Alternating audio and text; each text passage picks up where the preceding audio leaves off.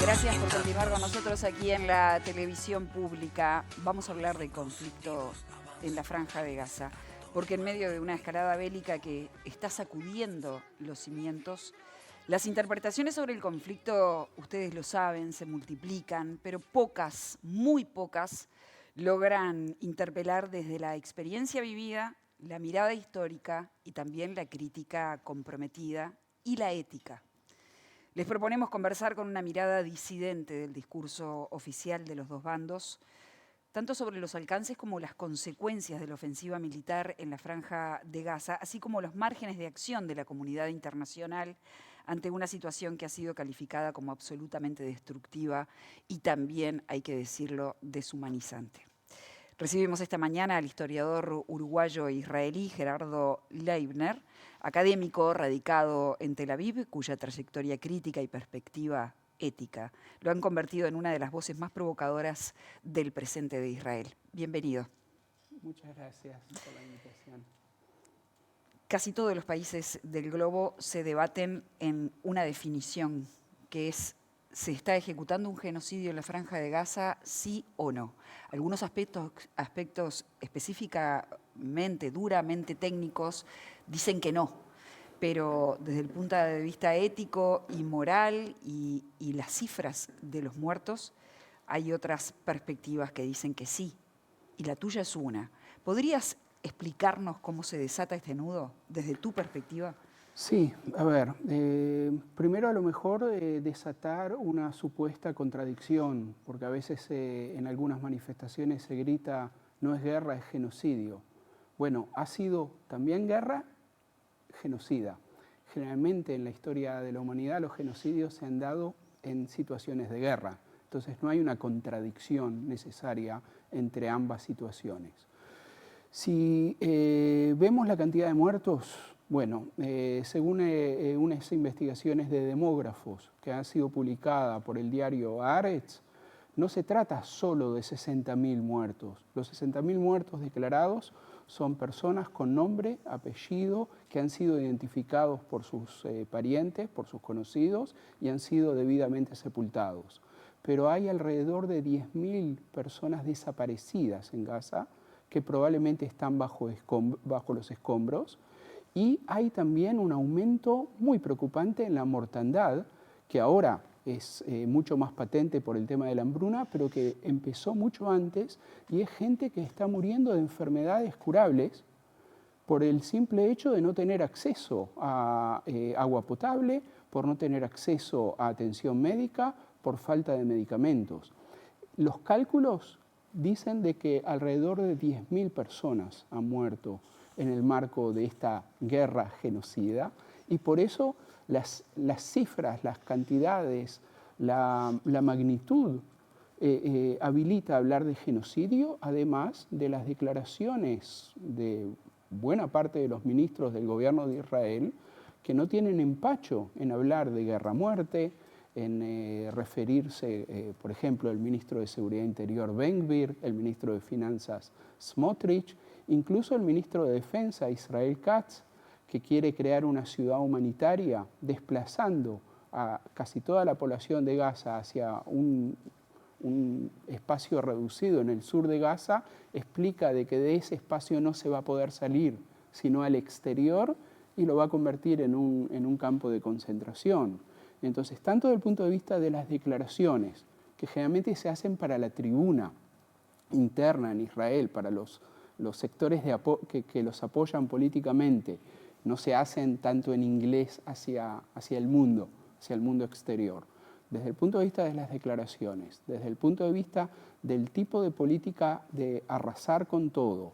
Por ejemplo, en las partes que el ejército de Israel ya domina físicamente, especialmente en el norte de Gaza, no hay ninguna razón militar para seguir destruyendo las viviendas que aún quedan en pie. La razón por la cual están destruyendo sistemáticamente las viviendas que aún quedan en pie en las zonas controladas por el gobierno de Israel es para no permitir el regreso de los palestinos de Gaza a esos lugares. O sea, se está haciendo una limpieza étnica. Además, no lo digo yo solamente, lo ha dicho el ex primer ministro Ehud Olmert, lo ha dicho el ex ministro de Defensa Moshe Ya'alon, que es una persona que fue ministro de Defensa de Netanyahu, del partido Likud, no un opositor de izquierda. Entonces, y hoy en día, digamos, en las últimas semanas, el debate y la denuncia del genocidio en curso está en boga también en el debate público israelí. Se ha pronunciado anteayer el escritor David Grossman, un referente importante, digamos, de la centroizquierda israelí. Se han pronunciado académicos, se han pronunciado artistas. Ya es una cuestión que ya no es un tabú, como lo era durante alrededor de 2 años por el efecto digamos, del trauma del 7 de octubre del 23. ¿Vivís ahí? Vivo en Tel Aviv. Vivís en Tel Aviv, sos israelí, sos docente universitario y tengo entendido que ya hay 1.400 firmas de la academia que están pidiendo que esto pare. ¿Cómo se convive en una sociedad que también analiza este conflicto desde la perspectiva del dolor profundo, ¿no? Porque los israelíes también tienen un dolor profundo que ya a esta altura no se sabe si sanará porque son muchas las pérdidas. Pero ¿cómo se hace con una opinión que empieza a ser polarizada para tratar de disminuir los efectos que pueda tener la represalia israelí en la Franja de Gaza? A ver, la sociedad israelí vive con un dolor muy profundo por el 7 de octubre, pero además el 7 de octubre no ha terminado, en el sentido de que todavía hay rehenes en situación espantosa, capturados por Hamás, que se encuentran en una situación calamitosa, con una violación brutal de sus derechos humanos, y hay familiares de esos rehenes angustiados, y hay una sensación de amenaza constante que tiene que ver con la historia del lugar, pero también con lo que ha ido sucediendo durante este año y medio. En ese sentido hay que entender que es una sociedad que vive bajo la percepción de amenaza. Y no es una amenaza teórica, sino tiene algo que ver con la realidad. Y por lo tanto, los sentimientos están muy a flor de piel, el debate público es muy agresivo, es muy violento, pero por otro lado, ¿qué es lo que estamos planteando, lo que planteo yo, lo que plantean otros 1.400 colegas que se han pronunciado hace un mes muy claramente? ¿Qué es lo que estamos diciendo? ¿Y cuál es la alternativa? ¿Cómo se sana esto? ¿Esto se sana con la muerte de palestinos? No. ¿Esto se sana con el sufrimiento de personas inocentes? ¿Esto se sana con la expulsión de esos palestinos de Gaza? ¿Y si logran expulsar a los palestinos de Gaza? ¿Qué va a suceder en el futuro? Esa gente, sus hijos, sus nietos, ¿qué van a querer si no volver a combatir? Se está perpetuando una guerra que ya tiene demasiadas generaciones, que tiene un conflicto que ha sido sangriento, va a ser mucho peor. En realidad, si uno analiza en forma histórica lo que la situación actual del conflicto, es producto del desplazamiento de cientos de miles de palestinos hacia la Franja de Gaza, su explotación durante años y el hecho de que han vivido sitiados 15 años. Entonces, si uno analiza cómo vamos a salir de esta situación hacia una vida normal, o hacia una vida más digna y menos amenazada, no por la vía militar, obviamente. Hablabas de un aumento de las tensiones internas dentro de Israel. ¿Cómo se está dando hoy esa discusión política y qué apoyo está teniendo hoy Netanyahu en su política belicista? A ver, hasta marzo había una cohesión social muy alta dentro de la sociedad israelí en torno a las políticas belicistas, como una especie de sentimiento de revancha ante Hamás y ante Gaza, que se extendía, porque no distinguía entre la población de Gaza y Hamás, sino que hacía una generalización injusta, pero ese era el sentimiento popular más amplio. Pasaron varias cosas. Primero, de que buena parte de los familiares de los rehenes ya hace más de medio año que no le creen al discurso de Netanyahu de que la actuación militar es para liberarlos, sino de que muestran de que sus acciones, incluso hay voces dentro del ejército que constantemente se filtran a los medios de comunicación, que dicen de que no hay una racionalidad operativa militar en las acciones que realiza Israel en la Franja de Gaza, sino de que hay otras dos cosas. Uno es la visión que tienen los sectores de ultraderecha religiosa que hablan abiertamente de reconquistar Gaza, y lo dicen abiertamente, aunque sea a costa de la vida de los rehenes que todavía están vivos, que son 20. Entonces, eso ha causado muchas protestas de los familiares de los rehenes y su entorno. Pero después, en marzo, había una tregua y había un proceso de intercambio de rehenes y prisioneros, que fue el gobierno de Israel la que violó esa tregua unilateralmente y reanudó la guerra. Eso ha causado una desilusión de algunos sectores de la opinión pública, y en este momento yo diría de que hay alrededor de un tercio de la opinión pública que está claramente en contra de proseguir la guerra, hay un tercio que está a favor y un tercio que está en el medio. Y eso hace de que precisamente los tonos de la discusión suban, que el debate sea muy duro, porque tiene que ver, porque todos los que participan en el debate consideran de que se están jugando la vida en el debate, y sí. Ahora, hay otro elemento adicional, y es que está empezando a haber una recepción de las críticas internacionales. Durante mucho tiempo, las críticas del exterior fueron catalogadas por la prensa israelí como antisemitismo. Bastante absurdo además, porque muchas de esas críticas provenían incluso de personas judías en el exterior. Ahora, aunque Netanyahu y el gobierno lo catalogan de esa manera, ya hay distintos sectores de la sociedad israelí que tienen dificultades para mirarse en el espejo, precisamente porque se está conociendo cada vez más las atrocidades que se han cometido y que se están cometiendo en la Franja de Gaza, y hay como una toma de conciencia y un sentimiento de pavor en los sectores que están tomando conciencia. Eso en parte se va dando a conocer los efectos psiquiátricos de la guerra en algunos soldados israelíes. Hubo un aumento en los casos de suicidios.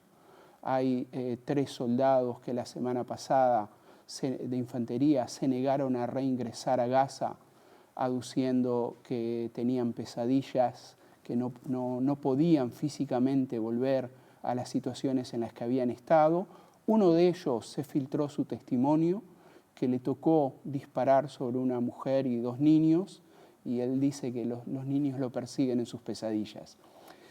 Esto ha movido mucho a algunos sectores de la sociedad israelí, todavía no mayoritarios, pero ha creado una brecha bastante importante dentro de la sociedad israelí. Gerardo, aprovechando tu mirada histórica y teniendo a Benjamín Netanyahu en pantalla, te pregunto, ¿en qué momento se dio ese quiebre para que los israelíes apoyaran masivamente a Netanyahu y sobre todo a sus aliados más de extrema derecha? Cuando tenés una historia, por lo menos del 60 a esta parte, con el Partido Laborista, de centroizquierda, que si bien tuvo muchos conflictos con los palestinos, con Arafat, también generó acuerdos históricos. ¿En qué momento se da el quiebre para que los israelíes empiecen a apoyar a esta persona que hoy día está demostrando que tiene una visión muy radical de lo que hay que hacer con los palestinos en Gaza? A ver, incluso en los mejores días del proceso de paz de Oslo, mediados de los 90, la oposición a los procesos de paz de Oslo siempre estaba cerca de la mitad. O sea, siempre hubo una mitad de la sociedad israelí que se oponía a la paz con los palestinos, a reconocer a los palestinos como un pueblo, nación con derechos. Entonces, eso siempre existió. La mayoría social fuerte hacia las posiciones de la derecha nacionalista que se niega a reconocer a los palestinos y sus derechos se dio en el año 2000 con el fracaso de las negociaciones de paz. Porque ahí los negociadores de paz israelíes, que eran la centroizquierda, que era Ehud Barak, que era Shlomo Ben-Ami, en aquel momento canciller de Israel, regresaron de las negociaciones de Camp David en los Estados Unidos con el mensaje de que no vamos a lograr la paz en esta generación. Y eso terminó volcando hacia la derecha, terminó actuando en contra de esos políticos mismos, volcando hacia la derecha y creando una mayoría social. Aparte de eso, hay que considerar de que desde entonces ha crecido mucho la población colona. O sea, los gobiernos de Israel han incentivado a distintos, a parte de su población, a instalarse en Cisjordania, desplazando a población palestina y creando una nueva realidad. Eso ha creado una base social, digamos, cuyo bienestar, cuyo acceso a la vivienda, cuyo acceso a cierto bienestar social depende precisamente del proceso de colonización. Entonces eso ha fortificado mucho el sector nacionalista extremo. Y finalmente el 7 de octubre. El 7 de octubre ha tenido las barbaridades cometidas por Hamás contra población civil israelí durante el 7 de octubre han tenido un efecto psicopolítico brutal, que es precisamente lo que le ha permitido al gobierno. El gobierno de Netanyahu es muy controvertido dentro de Israel, antes del 7 de octubre y después del 7 de octubre. Hay más de la mitad de la población que rechaza totalmente a Netanyahu por corrupción, por su oportunismo, por un montón de razones. Pero sin embargo lo apoyó en la guerra en Gaza por el efecto del 7 de octubre. Y teniendo en cuenta eso que decías con respecto a que viene bajando la popularidad, que tiene un juicio en su contra, que va a haber elecciones de acá a un año, ¿qué perspectivas hay a partir de esas elecciones que pueda pasar con la guerra en Gaza? Es muy difícil de saber en este momento. Está claro que Netanyahu ha estado apostando a crear nuevos focos de beligerancia, porque cada vez que pierde popularidad, su forma de reobtener cierta cohesión en torno a su gobierno es encender fuego. Lo ha hecho en el caso de Irán. Si uno ve las encuestas de popularidad de Netanyahu, subieron del 23% al 30 y algo durante la guerra con Irán, y ahora han vuelto a bajar alrededor del 23-25%, y ese es su... Sin embargo, tiene una coalición bastante estable. ¿Qué va a pasar de aquí a un año? Es muy difícil de saber. En cierta medida depende mucho de lo que suceda en el mundo. Depende mucho del grado de apoyo que tenga de Estados Unidos, que lo tiene en este momento aparentemente. Trump está apoyando. Pero también depende de los posicionamientos de la comunidad internacional, que aunque Netanyahu quiera negarlo, tienen mucho efecto, tanto en la sociedad israelí como en sus propios titubeos a veces para tomar ciertas decisiones. Y Gerardo, justamente yendo a este punto, ¿cuáles serían los actores de la sociedad civil internacional o de la sociedad internacional que podrían incidir más allá de la presión interna que pueda tener creciente Netanyahu para que cambie esta política o directamente desista? A ver, hay un factor que es muy importante, que puede ser muy importante y que se está perfilando, está iniciando una presión, por fin me parece un poco más efectiva, que es Europa. Tanto desde el punto de vista económico como desde el punto de vista cultural. Israel tiene una cierta... Israel depende militarmente y económicamente de Estados Unidos, pero su economía también es muy frágil ante Europa, y desde el punto de vista cultural, científico, la relación con Europa es muy importante. Entonces, desde Europa las presiones pueden ser muy efectivas, pero yo ampliaría la mirada. Yo creo que en este momento la situación es muy dramática. Hablamos de 100.000 muertos palestinos hasta ahora. esos muertos pueden multiplicarse rápidamente con una nueva hambruna. Ahora hay treguas humanitarias que dejan ingresar alimentos precisamente por la presión internacional. Fue la presión internacional la que obligó ahora no a frenar la guerra, pero sí a que en la última semana ha entrado un poco de alimento que no había entrado antes. Entonces, la presión internacional generalizada puede ser importante. Yo creo de que todavía no se han utilizado todos los mecanismos de Naciones Unidas. Yo creo que es muy importante apelar a la legalidad internacional. Se están violando muchas leyes, muchas reglas de la guerra, y en este momento apelar a la legalidad internacional y hablar desde todos los confines del planeta para tratar de, primero, frenar este genocidio en curso y luego para tratar de ofrecer un respaldo a lo que debería ser una solución, por un lado negociada, pero por otro lado respetando la legalidad internacional, y por eso el reconocimiento a la autoridad palestina como Estado palestino y como quien debe ser el soberano con el cual se resuelva el conflicto, me parece crucial. En este momento todo apoyo a esa dirección es muy importante y realmente Israel es permeable a esas presiones. Gerardo, una cortita, ¿no? Porque no hablamos sobre los motivos que exhiben Netanyahu o eventualmente Donald Trump o sus aliados. Es decir, debilitamos a Irán, eliminamos casi a Hezbollah, hay un cambio en Siria, es decir, tenemos en este momento un contexto favorable como nunca en la historia. Y capaz que Israel lo que tiene que hacer en este momento es avanzar más, sacar a los palestinos de Gaza, o vaya uno a saber cuál es el plan, y finalmente poder hacer la paz con otros vecinos. Es decir, esa es la alternativa que plantean desde el gobierno de Israel. ¿Cuán plausible es esto? Y al mismo tiempo que plantean esa alternativa, se involucran en un nuevo conflicto en Siria con el nuevo gobierno. Sí, bueno, derrocaste un régimen, creaste otro con gente que es un poco yihadista, ¿y qué vas a hacer?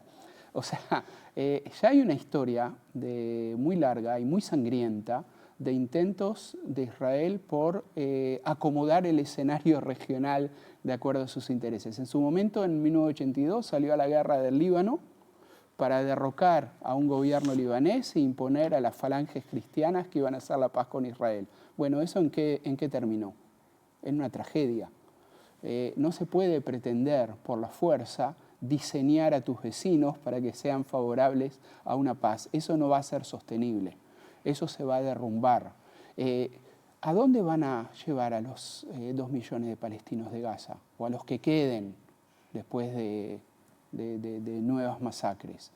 ¿Y quién va a contener lo que va a ser una nueva crisis de refugiados en el Mediterráneo? Por eso Europa está tan preocupada, porque esos 2 millones de palestinos van a subirse a barcos y buscar nuevos lugares, ¿y quién los va a absorber? ¿Y qué otras organizaciones, por la desesperación, qué otras organizaciones más radicales que jamás van a ser creadas después de una supuesta victoria israelí? No es la vía, ya ha sido intentado en el pasado, solo llevó a más derramamiento de sangre, solo llevó a más desestabilización. Israel llega a derrocar al régimen de Irán. Bueno, ¿quién va a subir al gobierno en Irán? ¿Qué fuerzas se van a desatar? ¿No alcanzó con lo que hizo Estados Unidos en Irak y luego tuvo que llevar a cabo una guerra prolongada con toda clase de milicias y con el surgimiento de ISIS? Creo de que es un camino que solo va a llevar al infierno. La mirada académica, una de las cosas que tiene es que deja las preguntas abiertas.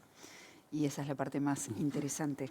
Gracias por habernos visitado esta mañana, y como quedan preguntas por responder, en la medida que los acontecimientos se desarrollen y vuelvas a Uruguay, estás invitado a participar.